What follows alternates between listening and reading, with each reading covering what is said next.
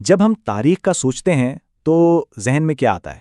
بادشاہوں کے نام، جنگیں، تاریخیں، ہے نا؟ لیکن تاریخ صرف یہ نہیں ہے۔ یہ تو سمجھیں کہ حکمت کا ایک ایسا خزانہ ہے جہاں سے آج بھی ہم بہت کچھ سیکھ سکتے ہیں۔ تو چلیں دیکھتے ہیں کہ اس خزانے میں ہمارے لیے کیا ہے۔ یہ سوال ہم سب کے ذہن میں کبھی نہ کبھی تو ضرور آتا ہے، اور اس کا جواب حیران انگیز طور پر شاید ہمارے ماضی میں ہی چھپا ہے۔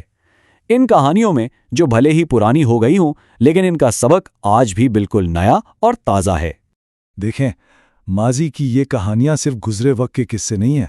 یہ وہ آوازیں ہیں جو آج بھی ہمارے کانوں میں گونجتی ہیں، ہمیں بتاتی ہیں کہ کچھ چیزیں، کچھ اصول کبھی پرانے نہیں ہوتے، بلکہ وقت کے ساتھ اور زیادہ اہم ہو جاتے ہیں۔ تو آج ہم اسلامی تاریخ کے سفر پر نکلیں گے اور 3 بہت ہی خاص چیزوں کو دیکھیں گے: انصاف، رحم دلی اور علم۔ یہ صرف کہانیاں نہیں ہیں، بلکہ یہ وہ سبق ہیں جو آج بھی ہماری رہنمائی کر سکتے ہیں۔ تو سب سے پہلے بات کرتے ہیں انصاف کی۔ انصاف ایک ایسا لفظ ہے جو کسی بھی معاشرے کی بنیاد ہوتا ہے، لیکن اصل سوال یہ ہے کہ انصاف عمل میں دکھتا کیسا ہے، خاص طور پر تب جب کٹہرے میں کوئی طاقتور شخص کھڑا ہو۔ ذرا سوچیں اس منظر کے بارے میں۔ کوئی شاہی پروٹوکول نہیں، کوئی رعایت نہیں، بس قانون کی حکمرانی، جہاں حکمران اور ایک عام آدمی دونوں ایک ہی صف میں کھڑے ہیں۔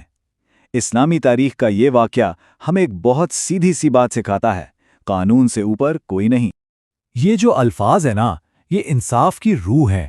یہ صرف کوئی نعرہ نہیں تھا، بلکہ ایک پورا لائحہ عمل تھا، ایک اصول تھا جس پر معاشرہ کھڑا کیا گیا، اور اس نے یہ بات بالکل صاف کر دی کہ اصل طاقت عہدے میں نہیں، بلکہ حق کے ساتھ کھڑے ہونے میں ہے۔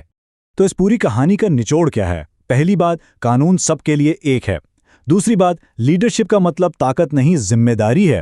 اور شاید سب سے اہم بات، کسی بھی اچھے معاشرے کی اصل پہچان یہ ہوتی ہے کہ وہ اپنے سب سے کمزور لوگوں کے حقوق کی حفاظت کیسے کرتا ہے۔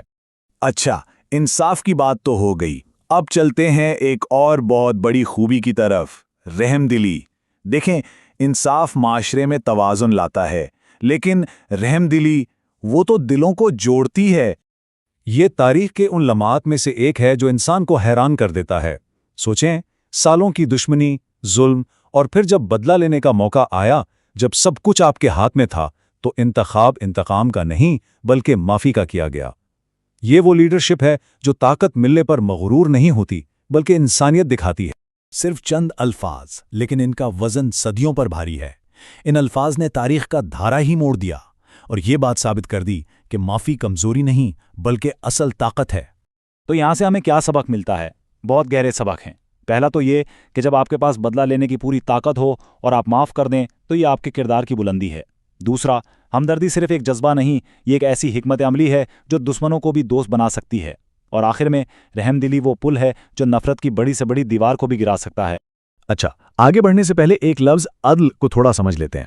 یہ صرف انگریزی کے لفظ جسٹس کا ترجمہ نہیں ہے۔ عدل کا مطلب اس سے کہیں زیادہ گہرا ہے۔ اس میں توازن ہے، غیر جانبداری ہے، اور ہر چیز کو اس کی صحیح جگہ پر رکھنے کا تصور ہے۔ اور یہی وہ بنیاد ہے جس پر کوئی بھی اچھا معاشرہ کھڑا ہوتا ہے۔ تو انصاف اور رحم دلی کے بعد اب ہم چلتے ہیں اپنی تیسری اور آخری منزل کی طرف، یعنی علم کی روشنی۔ تاریخ ہمیں ایک بات بار بار بتاتی ہے: قومیں تبھی ترقی کرتی ہیں جب وہ علم کو اپناتی ہیں۔ ذرا اس دور کا تصور کریں جب یورپ میں ڈارک ایجز کا زمانہ تھا۔ اس وقت اسلامی دنیا کے شہر جیسے بغداد اور قرطبہ علم اور روشنی کے مینار تھے۔ وہاں ریاضی، میڈیسن، فلکیات، فلسفہ، ہر موضوع پر کام ہو رہا تھا، اور مقصد صرف نیا علم حاصل کرنا نہیں تھا بلکہ پرانے علم کو بچانا اور اسے اگلی نسلوں تک پہنچانا بھی تھا۔ ایک مثال دیتا ہوں، قرطبہ کی لائبریری کا سنا ہے؟ اپنے عروج کے زمانے میں جانتے ہیں وہاں کتنی کتابیں تھیں؟ 4 لاکھ! یہ کوئی معمولی بات نہیں ہے۔ یہ صرف کتابیں نہیں تھیں، یہ پوری انسانی تہذیب کا علم تھا جسے وہاں اکٹھا کیا گیا تھا۔ تو سوال یہ ہے کہ یہ علمی انقلاب آیا کیسے؟ اس کے پیچھے ایک بہت سادہ سی سوچ تھی، وہ یہ کہ علم اور حکمت جہاں سے بھی ملیں لے لو۔ اس سے فرق نہیں پڑتا کہ وہ یونان سے آ رہا ہے یا ہندوستان سے۔ پرانے علم کا ترجمہ کیا گیا، اسے محفوظ کیا گیا، اور سب سے بڑھ کر ایک ایسا ماحول بنایا گیا جہاں سوال پوچھنے اور تحقیق کرنے کی حوصلہ افزائی کی جاتی تھی۔ تو ہم نے انصاف، رحم دلی اور علم کی بات کی، لیکن یہ سب جان کر آج ہمیں کیا فائدہ؟ کیا یہ صرف پرانی کہانیاں ہیں؟ नहीं, बिल्कुल नहीं। देखें, ये तीनों चीजें आज भी उतनी ही अहम हैं जितनी कल थीं। सवाल यह है कि हम इन्हें अपनी जिंदगी का हिस्सा कैसे बना सकते हैं। तरीका सादा है। किसी एक उसूल को ले लें, मसलन इंसाफ।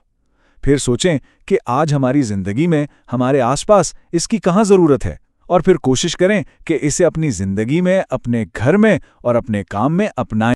तो याद रखें, इंसाफ, रहमदिली और इल्म की जुस्तजू ये सिर्फ म्यूजियम में रखने वाली पुरानी चीज़ें नहीं हैं। ये वो टूल्स हैं, वो औजार हैं जिनसे हम आज भी एक बेहतर कल बना सकते हैं। ये एक जिंदा विरसा है जिसे हमें आगे लेकर चलना है। और आखिर में एक सवाल जो हम सबको सोचना चाहिए, इन तीनों में से इंसाफ, रहमदिली या इल्म, वो कौन सी एक चीज़ है जिसकी आज हमारी दुनिया को सबसे ज़्यादा ज़रूरत है? उस पर ज़रूर सोचिएगा, क्योंकि इसका जवाब शायद हम सबके अपने अंदर ही है।